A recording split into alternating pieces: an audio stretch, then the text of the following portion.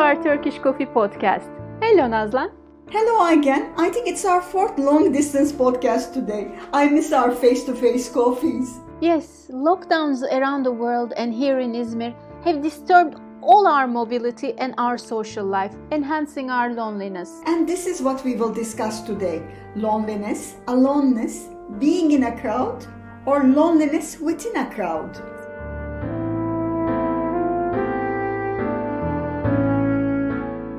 Before the pandemic, a large part of society told us that we should socialize to the fullest, that those who are surrounded by people are the most successful and happiest. And the coronavirus has brought its own twist to that by hampering face-to-face contact and carrying social activity online.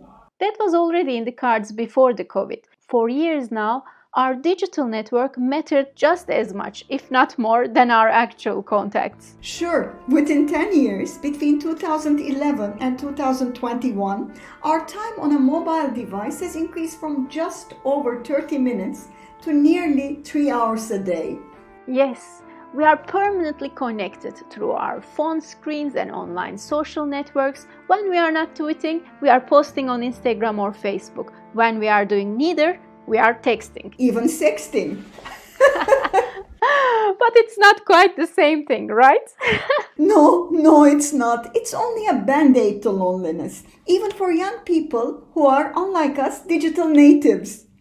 But a study in Turkey showed that 71% of the people said that they had suffered from signs of depression during the lockdowns. It seems that the use of antidepressants increased, including people who said that they took the antidepressants for the first time in their lives. Of course, there are many factors, from incertitude to health concerns, but a good deal is due to lack of socialization, I think. I'm not surprised at all, as Turkey is normally a very social country with large extended families, tight connections, regular visits between the relatives, especially elderly. But even in countries like the UK, which normally have relatively more distanced family relations, lockdown policies seem to increase depression related to loneliness. Even without a lockdown, I remember I sometimes felt very lonely when I was living in London. Yes, London is apparently the loneliness capital of Europe, according to the British Statistics Office. But I think on the whole, all cosmopolits are lonely, from Istanbul to London. Yes, but privacy rules in the UK are much different than in Turkey. When I first went there, I felt quite depressed when people said in a very warm voice, "Good morning," and just passed by without stopping. As a Turkish person, I was expecting to stop and chat more after the warm greeting, but no, they didn't stop. And for a long time, I accused them of superficiality. I felt quite lonely. The code of relations was very different than the ones I was used to. I felt more or less the same surprise when I saw that at least 2/3 of people sitting in cafes in Paris were alone.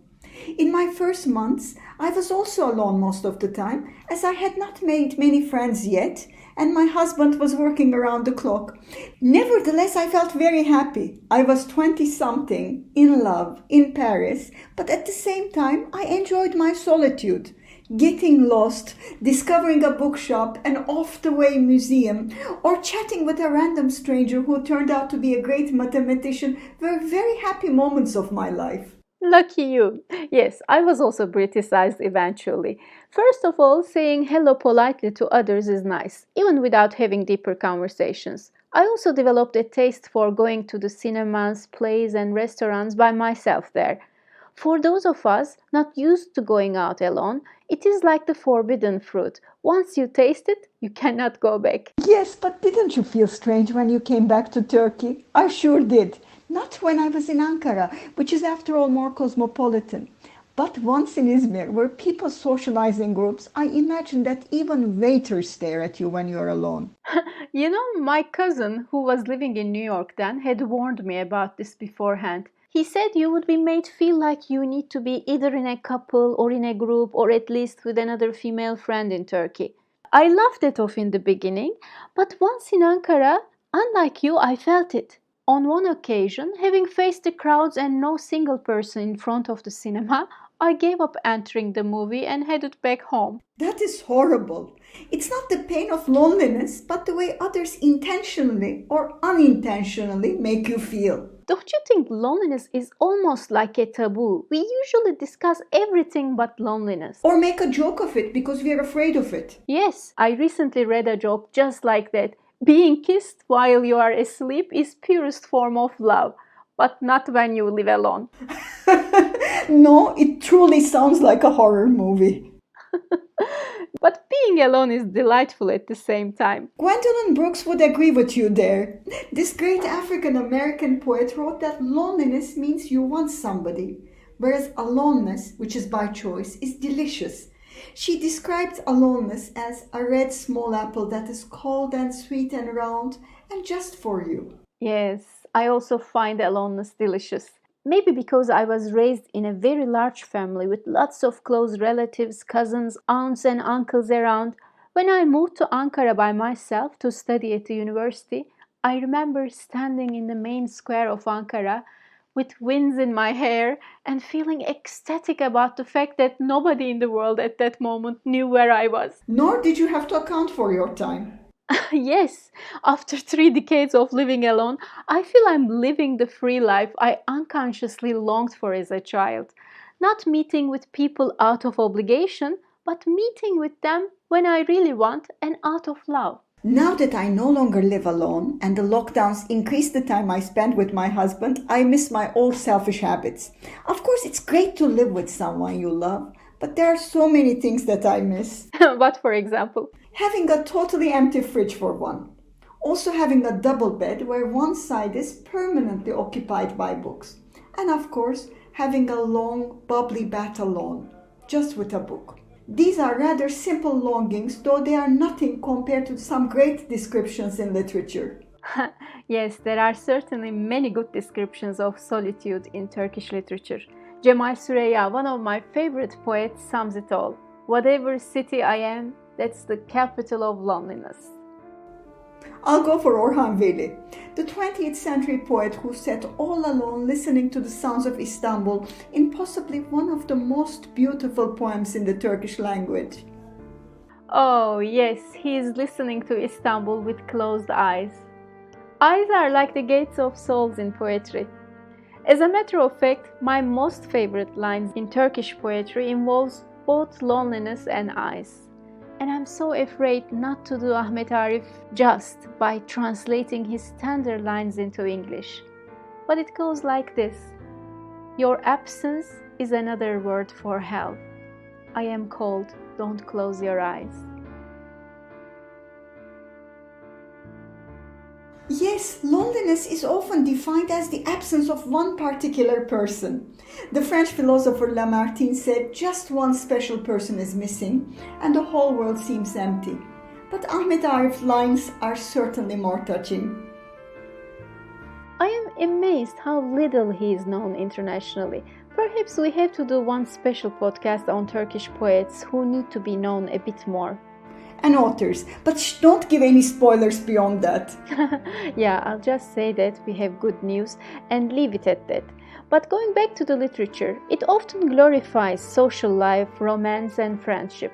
Take Romeo and Juliet. Or their Eastern version, Ali and Nino. Tom Sawyer and Huckleberry Finn. That's us, Batman and Robin.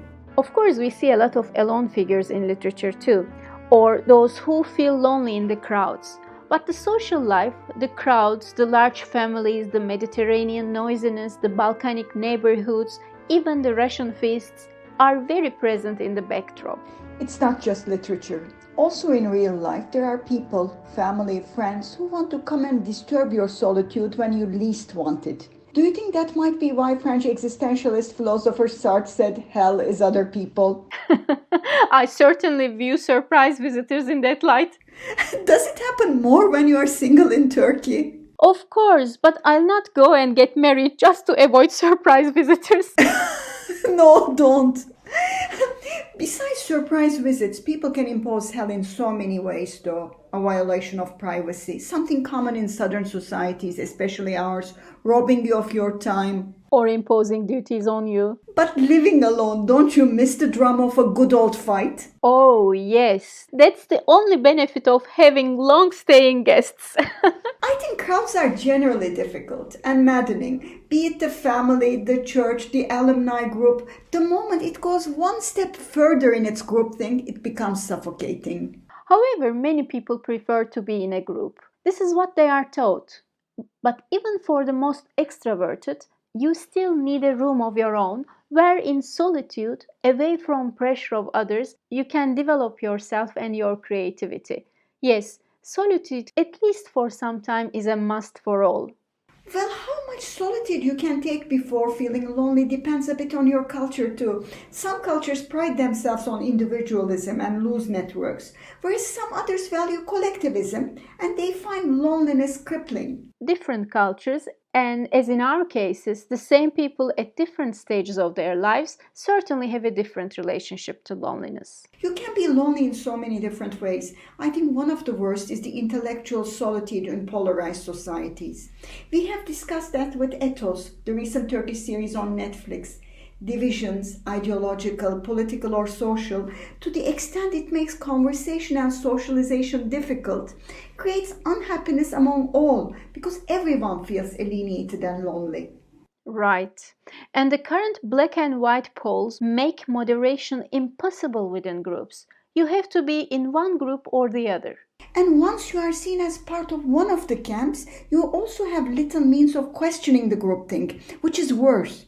And if you dare criticize your camp publicly, then you are seen as betraying it, like Ethos director Berkun Oya accused of betraying his liberal camp. It's a pity that besides all the physical conditions such as the pandemic, polarization also draws us apart and increases our loneliness. I should like to end with W.H. Auden then. If equal affection cannot be, let the more loving one be me. But whatever our views are, we have equal affection in our Turkish coffee talks, celebrating different views and enriching each other. Yes, and thanks to COVID-19, we and hopefully our listeners see the value of friendship, company, and mutual support, particularly when we are becoming more and more aware of those who are no longer around.